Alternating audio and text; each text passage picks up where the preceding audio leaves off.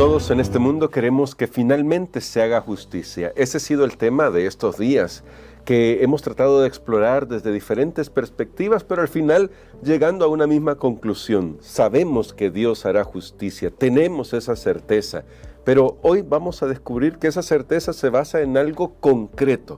¿Sí? No es solamente un esperar abstracto, tiene un asidero concreto. Por eso el tema de hoy es el juicio del Señor y el santuario. Vamos a orar pidiendo la dirección de nuestro Señor Jesucristo.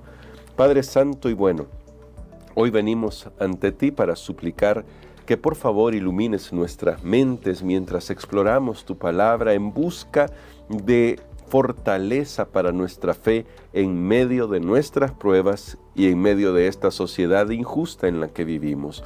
Oramos pues en el nombre de Jesús. Amén.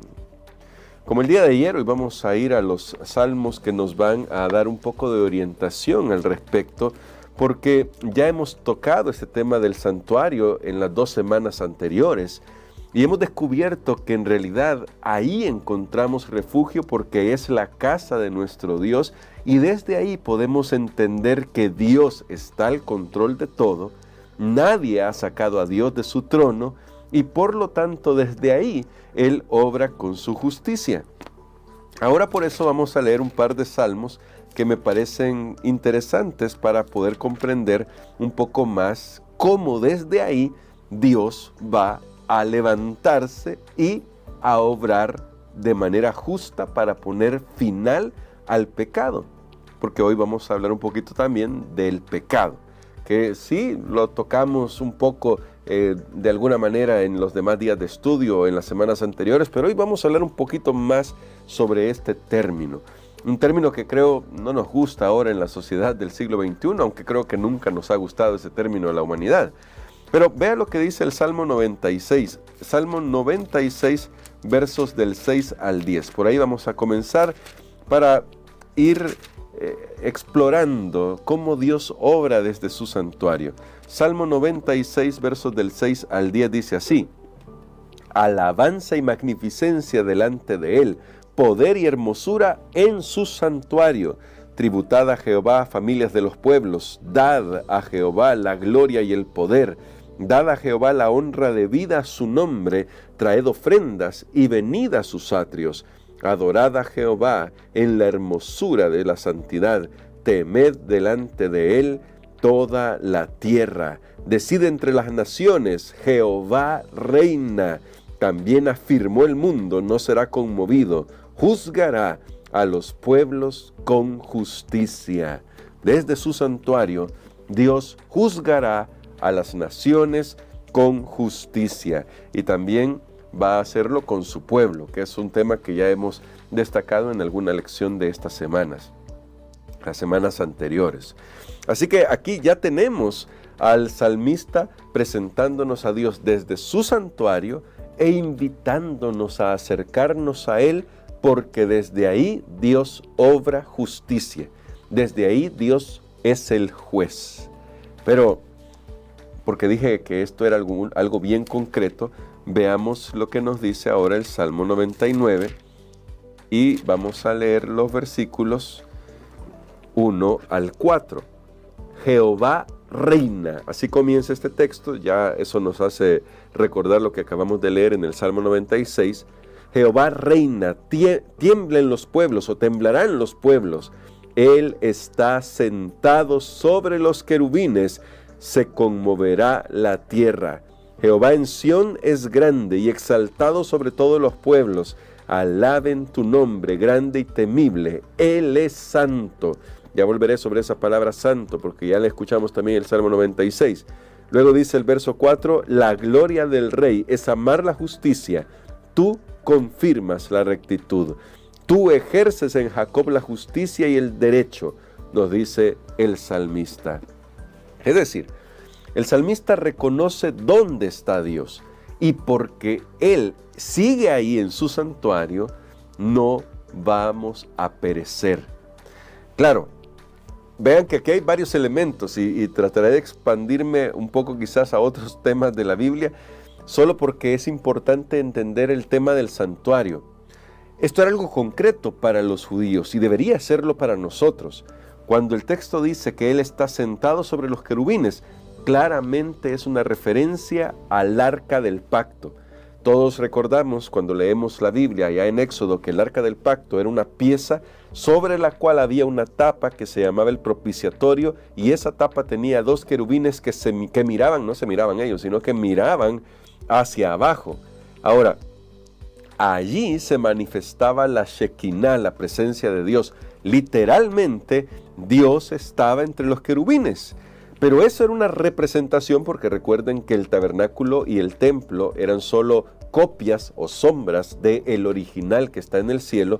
Era una representación que luego veremos en la realidad, tanto en Ezequiel como en Apocalipsis.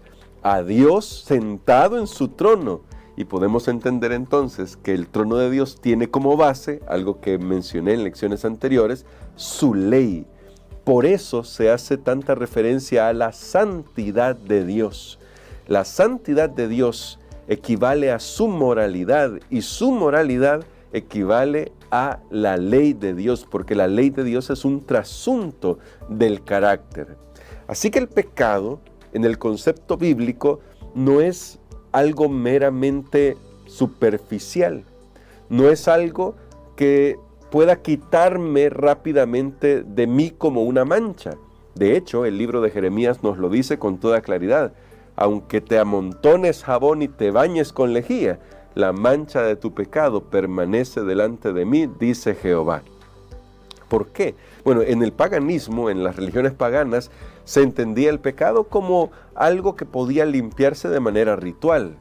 Lamentablemente, algo de esas ideas llegó a la comprensión de los judíos con los ritos de los sacrificios, pero noten que cuando leemos las indicaciones sobre los rituales que aparecen en Levíticos y que se repiten en algunas otras partes de la Biblia, la intención de Dios era que ellos comprendieran que el pecado no era algo que se podía limpiar de manera ritual, y que si Él pedía la vida de un cordero en sustitución, esa palabra es clave, era para que pudieran apreciar el valor de lo que Él haría en favor de ellos, porque ahí Dios está tomando sobre sí la carga del pecado. Noten, para unirlo con el tema de ayer, mientras clamamos por justicia nosotros, a veces olvidamos que la persona que fue más injustamente tratada ha sido nuestro Señor Jesucristo. Dios en la carne fue humillado por nosotros.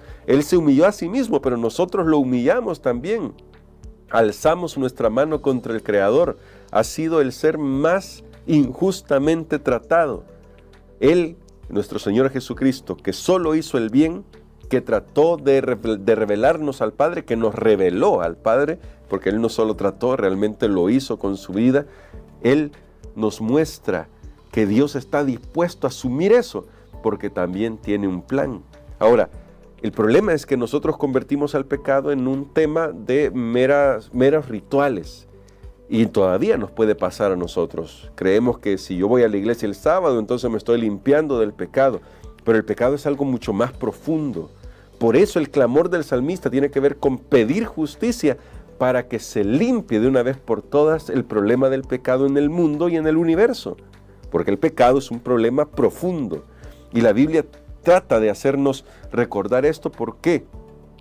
Porque cuando pecamos, atentamos contra la ley moral de Dios, que es la base de su trono, que son los 10 mandamientos, como lo descubrimos cuando hablamos sobre la base del trono de Dios, porque Dios está sentado sobre querubines, es decir, se refiere al arca del pacto, como lo mencioné antes, y dentro del arca del pacto están los 10 mandamientos, que finalmente son un reflejo del carácter de Dios. Nota, todo esto está hermosamente armado en la Biblia, es decir, tiene una conexión lógica linda, muy linda, para que nosotros comprendamos que Dios no se ha quedado de brazos cruzados. Aunque en Apocalipsis vamos a encontrar la figura de las almas debajo del altar, es un símbolo ese, no es que haya personas allá en el cielo sufriendo porque no hay justicia, no, todos los muertos están descansando en sus tumbas, dice la Biblia.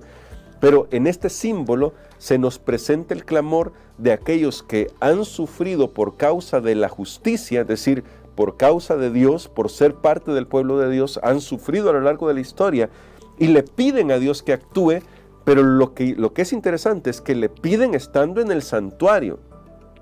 Aunque el altar aquí no se refiere al arca del pacto, posiblemente sea el altar del incienso o el altar del sacrificio. Es más probable que sea el altar del sacrificio, ahora no recuerdo el momento, si es el sexto sello, sí, creo que debe ser el altar del sacrificio. Ellos están representando eso ahí de cómo a veces nos va a tocar sufrir y, si podríamos decirlo así, ser un sacrificio vivo, como dice el apóstol Pablo, para Dios. Ahora, ellos claman por justicia, pero están en el santuario. Y lo interesante es esto, porque desde el santuario, y lo vimos aquí, Dios reina. Desde ahí Él establecerá su justicia, Él juzgará a todas las naciones. Él es el que se encarga de arreglar lo que nosotros no podemos arreglar. Pero hay algo más que debería decirnos el hecho de que Dios, su trono está en el arca del pacto, como lo vemos en esta figura que he tratado de explicar, que está sentado en los querubines, es justamente esa figura del propiciatorio sobre el arca del pacto, que tenía los 10 mandamientos. Esto nos habla sobre el hecho de que Dios espera que tengamos esa relación con Él basada en su pacto. Y ese pacto tiene que ver con los 10 mandamientos. Tiene que ver sí con lo que Cristo hizo, porque la sangre de Cristo ratifica el pacto. Ese pacto de amor en el que nosotros le decimos al Señor, quiero rendirte mi vida para que tú me hagas justo, porque no hay justicia en nosotros. Porque también cuando yo pido justicia, debería mirarme al espejo y preguntarme, ¿y yo, que soy un pecador, acaso no merecería el castigo por mis pecados? Y sin embargo Dios me trata con misericordia, pero me trata por misericordia en virtud de la sangre del pacto y me invita a vivir en armonía con los requisitos del pacto de Dios. Noten, estos son elementos que siempre van a ir de la mano.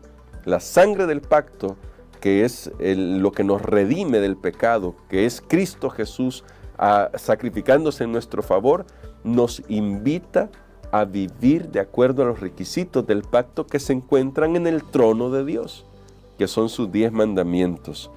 Así que nosotros podemos estar seguros frente al mal y frente al juicio de Dios porque tenemos a Jesús como nuestro garante. Pero para poder estar seguros de que Jesús es nuestro garante, necesitamos rendirle por completo nuestra vida.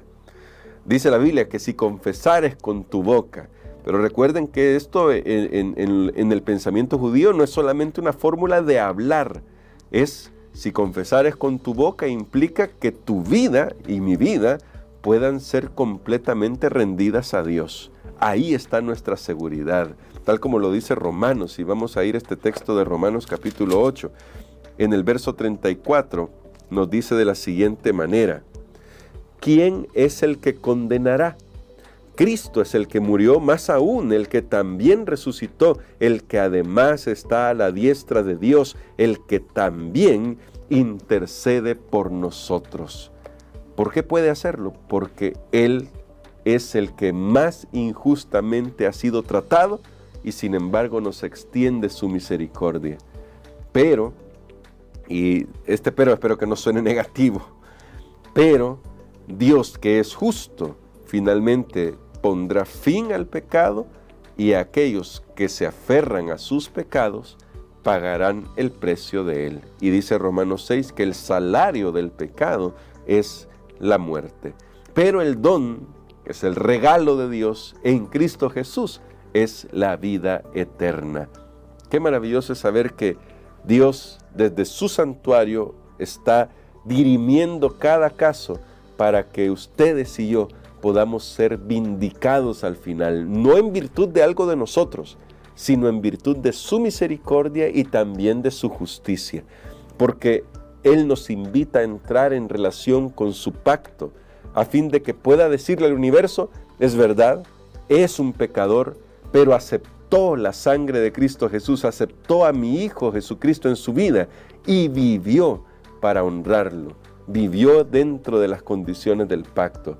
Noten que lo primero es ser salvados por Cristo y luego Cristo nos capacita para vivir dentro del pacto.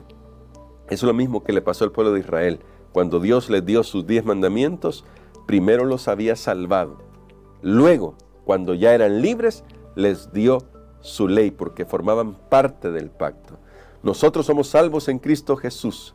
Eso garantiza que en el juicio de Dios nosotros tenemos certeza de salvación porque estamos en Cristo.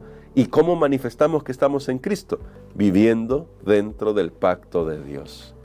Que Dios nos ayude para poder vivir tomados de la mano de Dios, para que nosotros veamos al santuario como lo que es, un centro de perdón y de justicia.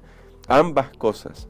Dios restaura la justicia y perdona justamente porque restaura la justicia a todo aquel que está dispuesto a rendirse completamente a Él.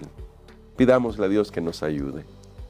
Bondadoso Padre, necesitamos de tu Espíritu Santo para poder darte todo lo que somos. Toma nuestros corazones. No podemos dártelos por nosotros mismos, son tuyos, pero por favor manténlos puros. Haz que tu Espíritu Santo limpie nuestras vidas por la sangre preciosa de nuestro Señor Jesucristo, lo pedimos.